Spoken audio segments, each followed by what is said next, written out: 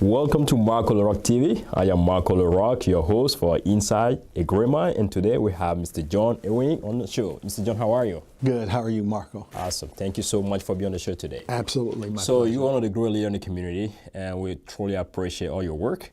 Thank you. So what's your definition of leadership, anyway? My definition of leadership is being able to motivate people to get things done.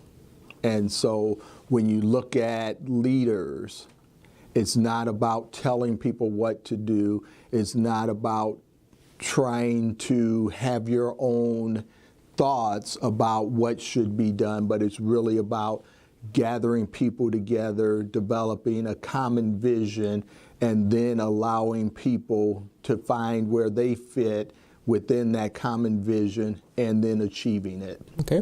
So what are the common mistakes you see young upcoming leaders making nowadays and what they can change within? There's a couple things that I think of right offhand. The first one is I think sometimes people believe that just because you talk a lot, Yes. just because you have a voice and you have an opinion, that makes you a leader. So it doesn't make you? No. Okay. One of the lowest forms of human thought is an uninformed opinion. So I believe leadership should be about gathering information, making sure you know what you're talking about, and then sharing that information in a way that motivates people to action. Find out what other people think, find out what the facts are, and then as a young leader, make decisions, take action based on those things, because then you're going to be doing what's best for the community and what's best for the people. The second thing I see is people don't want to take the opportunity to learn from others. They think they have all of the answers. The reality is most young leaders or aspiring young leaders are very smart people. Okay. They may not always have all of the experience they need. That doesn't mean that they can't be effective, but they should try to learn from those who've been there so that they can at least have some experience through someone else who maybe has experienced some of the things that they might encounter along the way. And so that's what young leaders can do, is learn from those who came before them. That's pretty interesting. So as a leader, how do you manage and motivate your team every day? One of the things I believe a leader is a salesperson. A salesperson? Absolutely. I never heard that before, honestly. Okay. I am a salesperson. I am selling a product. Okay. I am selling John Ewing to them every day. They have to believe in me. If they don't believe in me, we're not going anywhere. So they truly have to believe, first of all, that I care about them. People don't care how much I know till they know that I care about them. So once they know that, now they're ready to listen to me.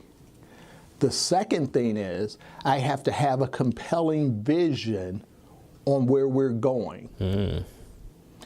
Then I have to develop a strategy listening to them on how we're going to get there, and then sell that strategy to them. Then once we have the strategy, I have to then sell each step along the way so they know, even when we have the hiccups, and I'll give you a couple of examples. Yeah, I love that. Along the way, they know that we're still on target. And they don't have to get tossed to and fro because they believe in me, they believe in the vision, they believe in the strategy, and they know that we're on the right path even if we have some hiccups along the way. So then I sell them on the results. I make sure they see the results of the work that we put in. And once they see the results, they gain confidence. So with results, what I try to do is make sure I grab low-hanging fruit, especially when you're starting with a new organization. Okay. Grab some low-hanging fruit so you can have some successes.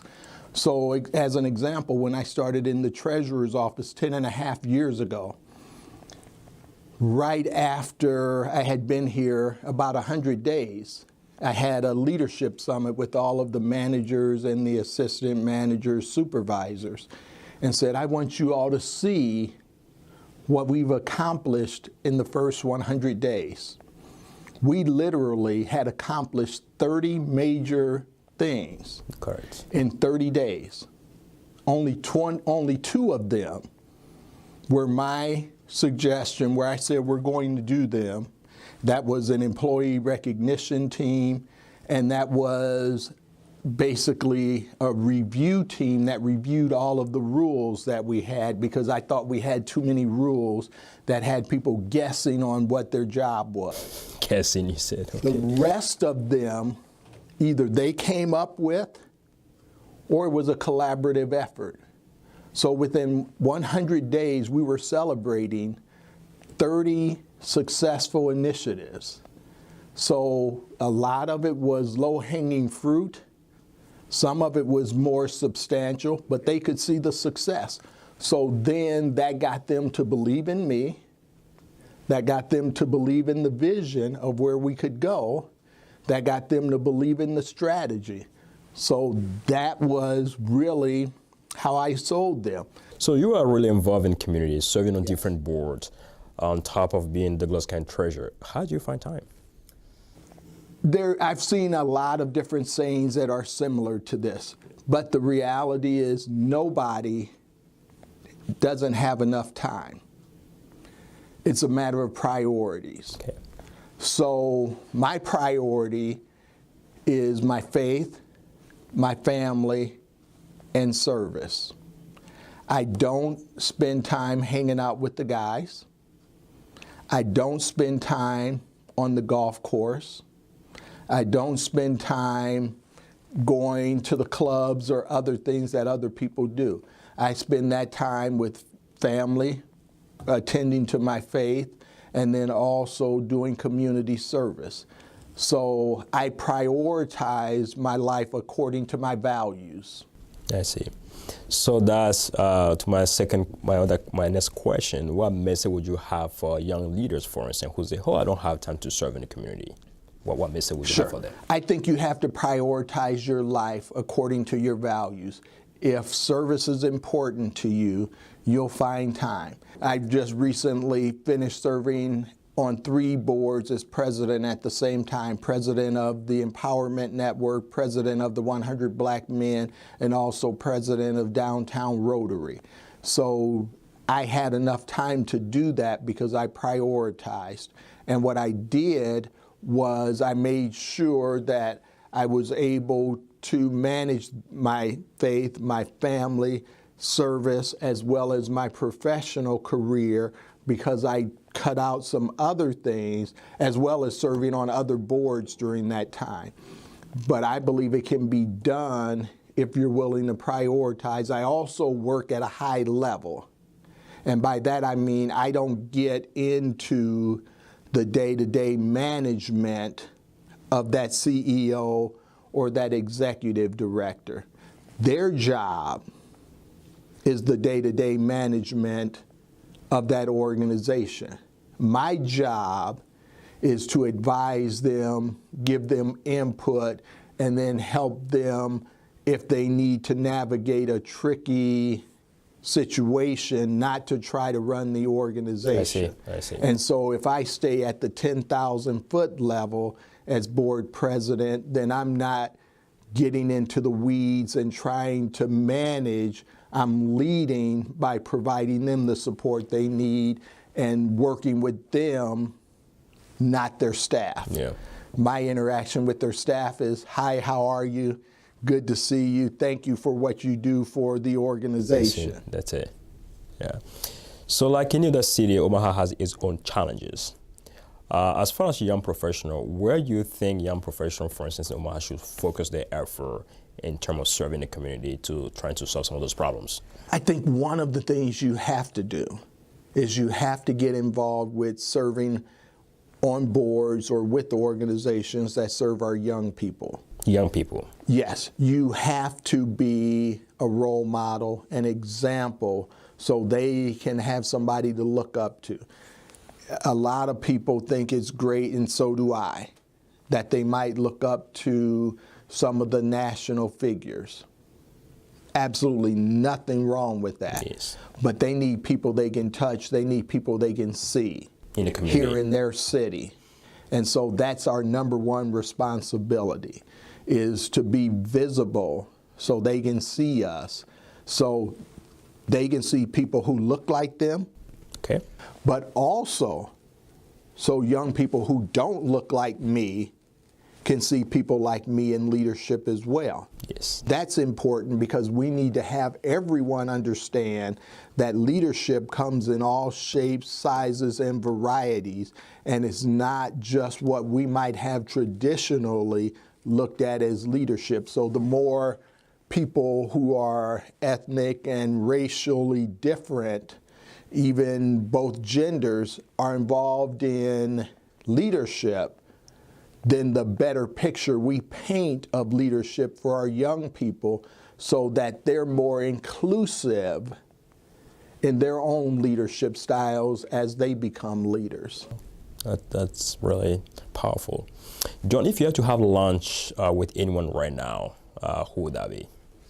If you have the opportunity to spend half an hour for a lunch with any public figure or anyone who maybe inspire you, who would that be? You know, anytime you're the first, you face a lot of challenges. And I've been the first in a number of arenas in this community. And so I've faced a lot of challenges, and you face some hostility, resentment, those type of things. I've never faced anything I don't think as difficult as President Barack Obama faced. Okay. I would want to sit down with him and say, how did you do it? Yeah. How could you handle all of the things you faced with such dignity and continue to always represent this country and humanity in such a dignified and excellent manner? And so I'd like to just pick his brain so that as I continue to lead, I could always do the same thing. What would be your last advice to my viewers, John? My last piece of advice is start where you're at. Lead the best you can. Always continue to grow. Don't make any excuses. Don't make any excuses. And get it done. Get it done. John, thank you so much for your time. Appreciate it. Absolutely.